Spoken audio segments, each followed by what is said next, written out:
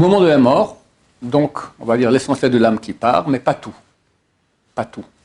Il y a une partie encore qui reste dans le corps et qui voit tout ce qui se passe autour de lui. À ce moment-là, l'âme, elle souffre énormément parce qu'elle est entourée de gens qui sont vivants et l'âme est extrêmement jalouse des vivants qui peuvent encore faire des mitzvot. Toute sa famille s'habille en blanc et on fait un grand festin parce qu'un rachat est mort.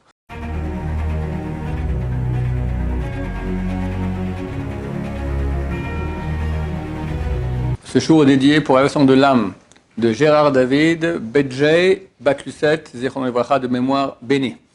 La question de M. Picciotto. Donc je vais la répéter. Vous dites que souvent donc, les gens vont prier pèleriner, comme on dit, sur les tombes des tzadikim, des justes d'Israël. D'ailleurs, il y a 3 grands jours durant l'année où c'est le mieux. Tous les jours sont bons, à part Rosh Chodesh. Rosh Chodesh, il ne faut pas aller sur les tombes parce que l'âme elle est absente. Mais tous les jours, c'est bien. Mais les 3 meilleurs jours, un, il est dans moins de 2 semaines. Ce sera la veille de Rosh Chodesh Nissan, c'est pour ça que j'en parle maintenant. L'autre, la veille de Rosh Chodesh Elul. Et l'autre, la veille de Rosh Chodesh Kislev. D'accord? Ce sont les 3 meilleurs jours pour aller pèleriner. Blineder, on ira nous aussi pèleriner sur les tombes Blineder. Alors vous dites, on va pèleriner sur les tombes des tzadikim ou les proches qui sont défunts. Alors vous dites une chose qui est super perspicace. Vous dites, je ne comprends pas, les os, au bout d'un moment, ils sont complètement décomposés. L'âme, elle monte dans le ciel. Alors qu'est-ce qui reste là-bas? Alors si on va encore dans, on va dire, dans les quelques jours ou mois qu'il y a après le décès, les os sont encore là. Mais quand on va sur la tombe de Rabbi Shimon Bar Yochai qui est il y a 2000 ans, ou Shmuel Hanavi il y a 3000 ans, d'accord, un peu moins, 2500 ans, d'accord, il n'y a pas grand-chose là-bas. La réponse est la suivante. Et les os et les âmes, ils restent dans la tombe. Une partie de l'âme, une partie des os. Les os, il y a une partie d'eau minuscule qui se trouve ici dans la nuque, qui a 3 noms. Un de ces 3 noms, enfin ça peut être un de ces 3 noms. Ou Niskoy, ou Luz, ou Bethuel. Et ce petit os, il est nourri au niveau spirituel que par ce qu'on mange à Souda Revi'it. Samedi soir, après que Shabbat est sorti, super important de manger un repas, si possible de pain, sinon gâteau, sinon autre chose. D'accord? Mais pas rester sans rien manger du tout, parce que par cela on amène la sainteté de Shabbat dans les jours de Chol, et ce petit nonos, il est nourri par cela. Même les gens qui ont été brûlés, les gens qui ont été noyés, qu'est-ce que j'en sais, d'accord? Ce petit nonos, il reste. Tout petit, même dans la tombe. Ça, c'est un petit truc. Même ceux qui sont incinérés? Oui, parce que même incinéré, un morceau de cendre qui va rester de ce nonos. On parle maintenant d'une réalité. Il y a un petit support matériel sur lequel il y a une réalité spirituelle. Maintenant, l'âme, il faut savoir que quand on meurt pas. C'est pas que notre âme est dans le corps. Puis quand on meurt, l'âme quitte le corps et le corps ne reste que le corps. C'est vrai que c'est ça, mais c'est plus nuancé. 30 jours avant la mort, il y a déjà des parties d'âme qu'on appelle tselem qui partent. Les grands tzadikim, les grands tzadikim peuvent voir ça, soit chez les gens, soit chez eux-mêmes. Il y avait un grand tzadik caché il y a une 50aine d'années ici en Israël, il s'appelait le Rav Yosef Dayan. Une fois, on a prié au Netz à Kippour, et je lui passe dans la rue, et il partait par la prière, jour de Kippour, d'accord? C'est la fois de ma vie où je l'ai vu comme ça. Il avait un béret comme ça, bon, c'était un sadique caché. Et bien un jour, on l'a retrouvé chez lui à la maison, assis comme ça sur la table, la tête posée sur les bras, à côté sa carte d'identité, son acte d'achat de la tombe, et lui était mort. Donc il a tout arrangé comme ça, il s'est mis comme ça, pic.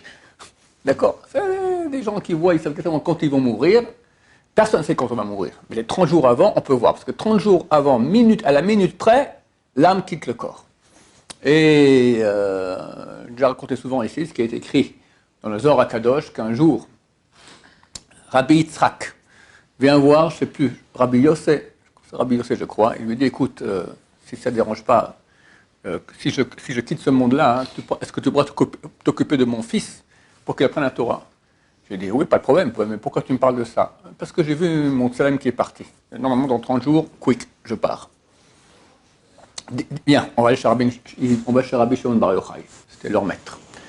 Ils font la route pendant 30 jours, et ils arrivent, le 30e jour, le jour où ils doivent mourir, ils arrivent chez Rabbi Shimon Bar Yochai.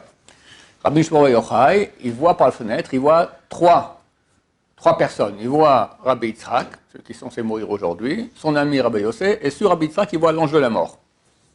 Il se met à la porte de Rabbi Shimon Bar Yochai, il dit, tous ceux qui sont habitués à rentrer chez moi, qui rentrent, ceux qui ne sont pas habitués, qui restent dehors. Rabbi Yitzhak, il rentre, Rabbi Yossé, il rentre, l'ange de la mort, il reste dehors. Et Rabbi Shimon Bar Yochai lui dit, ça va, calme-toi, repose-toi, je vais prier pour toi. Alors, Rabbi Yitzhak se met sur la posée, il s'endort. Et Rabbi Shimon Bar Yochai se met à prier pour lui. Et au milieu du sommeil, Rabbi Yitzhak, tout coup, il éclate de rire. Et après, il s'est réveillé. Alors, on m'a raconté pourquoi tu as ri. Il dit, j'ai vu la prière, je me suis endormi, et je suis monté là-haut, et il y a toute ma famille qui m'attendait. Ils m'ont dit, t'es un endroit fantastique au Gan Eden, au paradis, tu arrives aujourd'hui, bienvenue, t'as ça.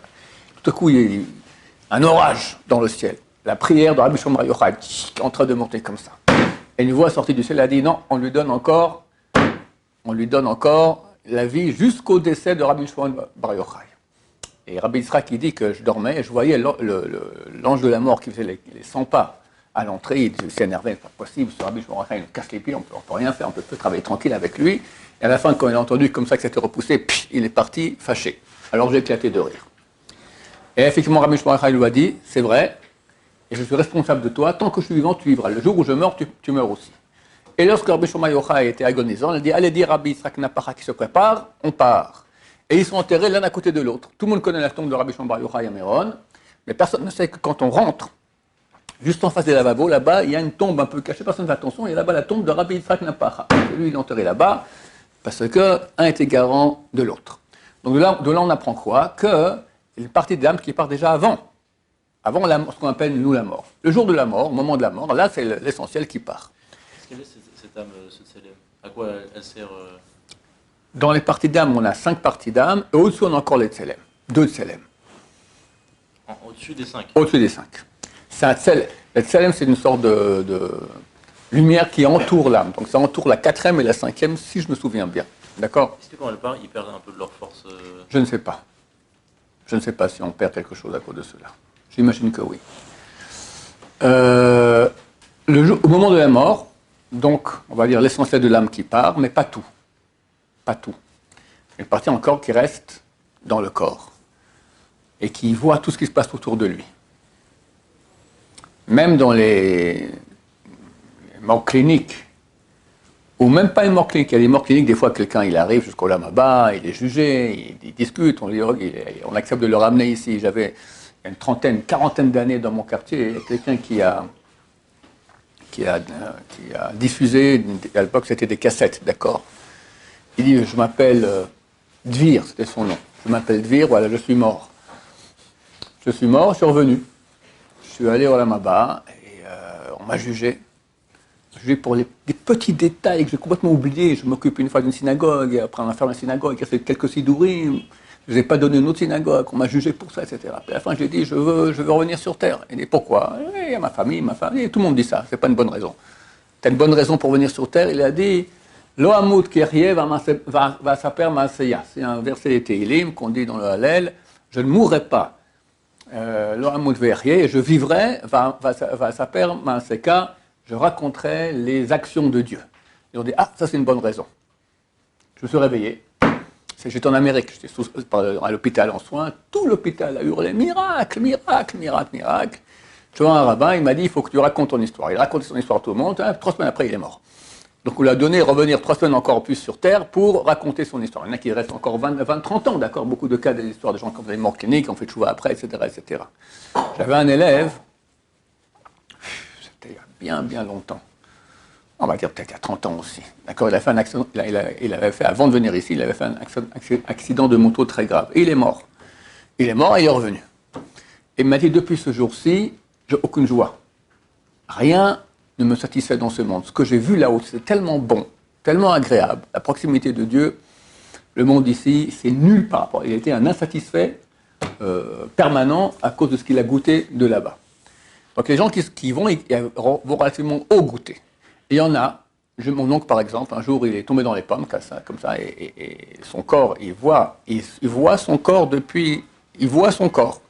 Comme sa femme hurle, Nissimaya, comme ça, elle secoue, il voit tout, d'accord, ça arrive. Après, il redescend, donc ça arrive. Donc, quand on meurt, en fait, on quitte le corps. Mais il y a des parties d'âme qui restent encore avec le corps, jusqu'au moment où on va être enterré. Et c'est une période terrible. Le Gaon de Vilna, il dit que à ce moment-là, l'âme, elle souffre énormément, parce qu'elle est entourée de gens qui sont vivants, et l'âme est extrêmement jalouse des vivants qui peuvent encore faire des mitzvot. Quand on quitte ce monde, chers amis, c'est fini. Et c'est fini pour toujours. Même si la Torah parle d'une notion de réincarnation, c'est pas nous qui revenons, c'est une partie de l'âme duquel on prend notre flux. Mais toi, tu restes toi, et ce que tu as fait, c'est ce que tu as fait, et tu ne pourras pas avoir un milligramme de millimètre en plus pour l'éternité. C'est terrible. Parce qu'on se rend compte que c'est terminé. On n'aurait pu faire plus. Et on est extrêmement jaloux des gens qui nous entourent, qui peuvent encore faire. C'est pour ça qu'on ne fait pas de mitzvot devant un mort. Quand on va au cimetière, il faut rentrer les tzitzit à l'intérieur. Pour ne pas montrer, regarde, moi je fais la grande mitzvah de tzitzit, c'est une mitzvah énorme, équivalente aux 613 mitzvot. Pas porter de tefillin dans le cimetière. Même les paroles de Torah, quand on dit devant une tombe, un tzaddik ou un défunt proche, on dit paroles de Torah, il faut dire auparavant, j'étudie maintenant en l'honneur du mort. Si on fait en l'honneur du mort, ça va. Je ne peux pas dire maintenant je porte le tefillin en l'honneur du mort. Je ne peux pas maintenant du mort. Je ne peux pas maintenant porter des tzitzit en l'honneur du mort. Tu peux étudier pour l'élévation de l'âme du mort. Oui, ça tu peux faire. Donc l'âme est extrêmement jalouse. Et après, quand on l'enterre, il y a encore d'autres parties qui partent. Et d'autres parties qui restent. Après 3 jours, c'est marqué, il y a 3 jours pleurs, 7 jours deuil, 30 jours deuil et 12 mois deuil. Je crois que ce sont des deuils qui sont plus légers. Ça correspond aux parties d'âme qui restent dans la tombe, mais qui partent plus tard. Une partie quand on meurt, une partie quand on enterre, une partie après 3 jours, une partie, c'est marqué que l'âme, elle va chez elle, elle revient à la tombe. Au bout d'un moment, quand elle voit le corps qui est complètement qui commence à être complètement putréfié, alors elle ne va plus voir le corps, elle monte, etc. Ce sont tous des niveaux différents, des moments différents, des niveaux d'âme qui partent. Au bout d'1 an, tout est parti, sauf une partie de l'âme qu'on appelle Hebla de Garma. Le Zohar appelle cela, la Kabbalah, c'est la chaleur des eaux. C'est une partie d'âme qui reste sur les eaux toujours. Et il y a des parties qui montent et qui descendent. C'est pour ça que j'ai à Rosh Chodesh, par exemple, on ne va pas sur la tombe, parce que toutes les parties d'âme, à part les gamins, elles partent. Le reste des moments où, spécialement la veille de Rosh Chodesh, il y a plus de parties d'âme qui sont présentes. Il y a des parties qui sont entre le corps et certains niveaux du monde à venir. Et d'autres parties qui vont très très haut.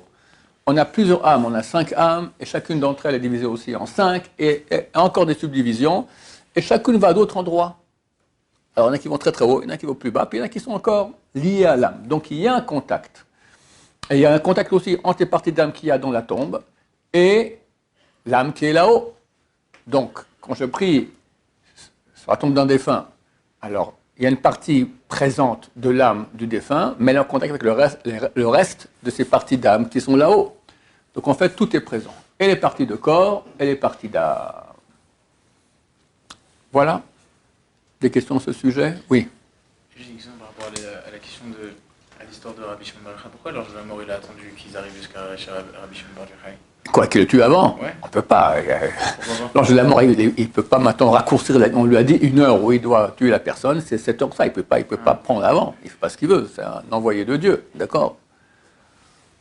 Est-ce qu'au bout de plus d'1 an, on a besoin encore d'enregistrer ces titres, etc. Ouais. C'est parce qu'il y avait des gamins, comme je l'ai dit. Même 2000 ans, 2500. 3000 ans plus tard, on a encore des parties d'âme qui sont là. Pourquoi est-ce qu'on va prier, ceux qui vont prier à Abraham, Isaac et Jacob, à Hebron, Rachel, Imenu, d'accord? Voilà. Est-ce qu'on peut dire comme parole pour un espèce? C'est pareil que j'ai entendu qu'il y avait des choses qu'il ne fallait pas dire, vanter les mérites de quelqu'un. Tu parles pour un espède, une oraison funèbre. L'oraison funèbre, elle est faite pour faire pleurer les gens. C'est fait pour le kavod du mort et le kavod aussi des endeuillés. Et on va parler des qualités de la personne pour que les gens prennent exemple sur lui. Et c'est permis de rajouter un peu. Pas trop, un peu, par honneur à la personne, d'accord? Si trop, alors c'est marqué que dans le ciel, au contraire, on va le punir. Les anges disent, t'as vu toi, espèce de rachat, d'accord? Ce qu'on dit sur toi, tzaddik, machin, t'as eu ce caractère, machin, rien du tout. Des blagues, d'accord? Tiens, et hop, terrible. C'est pour ça aussi que il est extrêmement déconseillé de mettre des qualificatifs du mort sur sa tombe. C'est marqué qu'on le punit pour ça. Un homme d'une extrême bonté, super humble, connaissait toute la Torah, tu parles à rien. Ah, eh bien un peu, d'accord, mais pas tout ce qu'on écrit comme ça.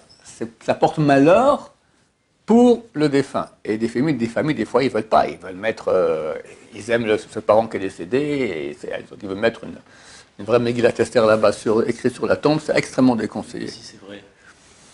C'est déconseillé. Si c'est vrai, c'est vrai, c'est vrai. Qu'est-ce que tu en sais si c'est vrai? D'accord. Par exemple, je suis allé sur la table. Ce qu'on peut écrire, ça, c'est marqué qu'on peut écrire ça pour son problème. Baal Yisourim, il avait des souffrances. Les souffrances, ça on peut écrire. Parce qu'il a souffert vraiment, d'accord? Et c'est un grand mérite, ça oui. Tu sais quoi, il est quoi? Il connaissait toute la Torah, un sage d'Israël. Oui, Rabbi Yosef, il a écrit des trucs comme ça sur sa tombe. Ouais, c'est pas lui qui a écrit. Ok, quand c'est un grand de la génération, alors on écrit, parce que c'est son kavod. C'est un peu honteux de laisser comme ça vite. Bien qu'il y en a qui ont demandé qu'on n'écrive rien. Il y en a qui ont demandé comme ça. Ça, on peut. Bon, la grande de la Torah, il n'y a aucun doute. Le Rabbi Yosef, il connaissait toute la Torah, voilà, à l'endroit et à l'envers. Mais je parle des gens normaux, d'accord? Faire attention à cela. Encore des questions sur le sujet, messieurs? Si on fait le spectre d'un rachat. Pardon? Si on doit faire le spectre d'un rachat. Faire le respect d'un rachat, on ne va pas dire que c'était un rachat, d'accord? Parce que la vérité, c'est écrit dans le Shulchan Aruch que quand un rachat est décédé, toute sa famille s'habille en blanc et on fait un grand festin parce qu'un rachat est mort. J'ai jamais entendu de ma vie qu'on fasse une chose pareille et c'est vrai que c'est pas sympa, d'autant plus qu'aujourd'hui, le rachat, c'est pas un rachat, c'est qu'aujourd'hui, c'est des pauvres types qui n'ont pas reçu une éducation, etc. C'est pas les rachats qui avaient un temps, qui étaient les ennemis de Dieu. Ça n'existe plus, ça.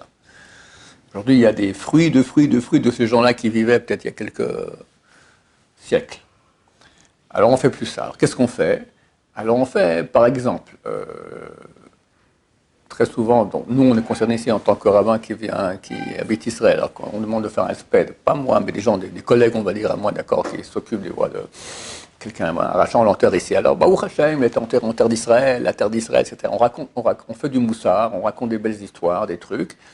Et c'est un certain rapport éloigné avec on ne peut pas dire sur un rachat que c'est un grand sadique, on ne peut pas dire une chose pareille. Et tout le monde, on peut trouver des points positifs il s'occupait bien de ses parents, qu'il il était aimé par papa. Et on peut trouver des choses qu'on peut parler de cela. Voilà, pas besoin, on ne peut pas mentir. On peut trouver des choses, voilà, rien que le fait qu'il soit enterré en Israël, c'est marqué que la terre d'Israël, rien que si on meurt en Israël, c'est mieux. Ça expie les péchés, et même pas mourir, on vient enterré en Israël, ça expie aussi les péchés. Pas tous, mais ça a une capacité expiatoire des péchés. Donc c'est un très, très, très grand mérite. Très grand mérite. Il y a une discussion, est-ce qu'on peut amener des ossements d'un mort ici en Israël? Il y en a qui disent que oui, dans tous les cas. Zohar HaKadosh dit non. Il dit que la terre d'Israël se plaint. Qu'est-ce que vous impurifiez ma terre? T'amènes maintenant un mort, il est impur, d'accord? Alors, ceux qui tranchent la halakha après Zohar, ils disent si le type était un tzaddik, c'est un type bien, d'accord, il pratiquait les lois, oui, tu l'amènes. Sinon, qu'il reste enterré à l'étranger, on ne veut pas de ça ici, en terre d'Israël. Mais qui disent non, dans tous les cas, on peut amener les ossements. Il y a un avantage à cela. C'est un avantage d'être enterré en Israël que d'être enterré à l'étranger. J'entends pas? Il souffrira moins quand oui, quand il y a tratamétique, résolution des morts, elle est plus rapide ici et plus facile qu'à l'étranger. C'est pour ça que même quelqu'un qui a déjà été enterré, ça vaut la peine des fois d'amener les ossements ici et réenterrer en terre d'Israël. Il y a des fois, il y a eu des cas où des tzadikim qu'on savait qu'on devait déplacer après. Alors, il y a eu un cas en Babylonie, c'était Abdallah Somer, le Rav du Ben Ishraï. Il est décédé, et il est parti à un endroit, il était décédé, et il y avait une épidémie à Bagdad, l'endroit où il était. Alors, on ne peut pas ramener le corps. Ils l'ont enterré à l'endroit où il est mort, en pensant après de le déterrer, le ramener à Bagdad. Et quand ils l'ont déterré quelques mois plus tard, d'accord, alors le service de la santé est venu là-bas avec des masques, ils ont découvert que le corps était entier. encore entier complètement. Bon, c'est des grands tzadikim qui savent qu'on doit encore les déménager, donc ils restent en situation de... Bon, ça c'est pas donné à tous, mais il y a des capacités pareilles. Bezrat Hashem. Nous, on ne va pas mourir. Quand Mashiach revient, alors il y a la résurrection des morts, et c'est Hashem.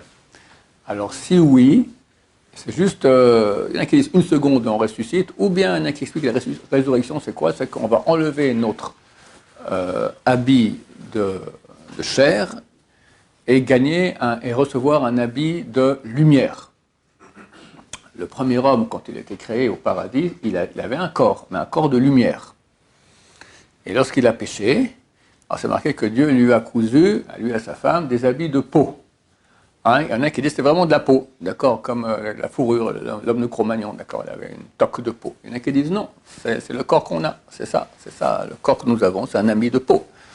Alors, quand viendra le moment, on va enlever, c'est-à-dire que l'époque Triatamétim, la résurrection des morts, c'est une longue époque qui va depuis la venue du Messie jusqu'à l'an 6000.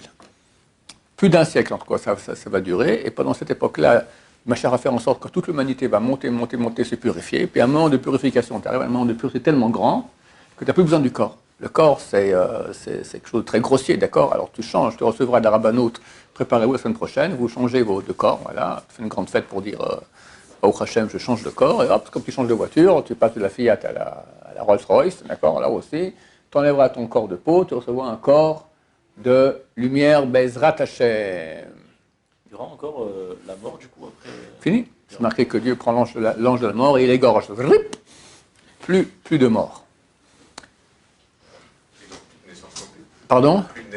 Plein de naissances. Pourquoi pas? Plein de naissances. Il y aura de la place, en fait pas, il y aura place pour tout le monde. D'autant plus si on aura des habits de corps, des habits de lumière, on ne prend pas beaucoup de place. Comme ça. Il y aura place pour tout le monde. Le monde, on peut être 100 fois plus d'habitants sur la Terre, il y aura de la place pour tout le monde encore. Et Dieu, il y aura un flux. Aujourd'hui, ceux qui disent qu'il n'y a pas de place, c'est parce qu'il n'y a pas, peut-être qu'il manque de flux, je ne sais pas pourquoi ils disent ça, mais Dieu, il n'y a aucun problème. Ça voudrait dire qu'on serait comme un peu des anges, entre guillemets, pendant cette période-là? Plus que des anges. On sera plus attaché à la Terre, quoi. Plus que des anges. C'est écrit dans les bénédictions de Bilam. Bilam, il vient maudire et Dieu change les bénédictions en bénédictions. C'est marqué Ka'et Yamer Yaakov et Israël ma pa'al el. Viendra un moment où on dira à Israël, à Yaakov et Israël, que fait Dieu? Qui va demander à Israël que fait Dieu? Les anges. Il y a 4 mondes. Nous, on provient du monde le plus haut, Atzilut. Les anges viennent du 3e monde. Actuellement, on est ici. Bien que notre âme, la source de notre âme, elle est là, nous, on est là actuellement. Mais à l'époque messianique, on va être là. Donc on verra Dieu, on verra beaucoup mieux que ceux qui sont là. D'accord? Alors, eux vont nous demander, qu'est-ce qui fait Dieu? Toi qui es là-haut, tu vois tout, raconte-nous. Ce sera beaucoup plus que Dieu, mais beaucoup plus que les anges. Les anges, ils vont pas être jaloux de nous? Bien sûr qu'ils soient jaloux, et alors? Qu'ils soient jaloux. À quoi ça sert de faire des naissances? Mais le monde n'a pas été créé pour ce qu'il est aujourd'hui. Ce qui est aujourd'hui, c'est une erreur. Le premier homme, il a fait une erreur, boum, on est tombé dans la mouise, on se bat depuis bientôt 6000 ans pour arriver à l'état antécédent. Hachem, il a créé un monde pour faire jouir toute l'humanité de sa bonté, de sa grandeur, de sa connaissance. C'est ça, dès l'époque messianique, on va commencer à réintégrer ce monde-ci, que Dieu voulait, qui est le but du monde initial. Quitter le monde de l'erreur dans lequel nous sommes. Baruch Adonai, Olam, Amen, Amen.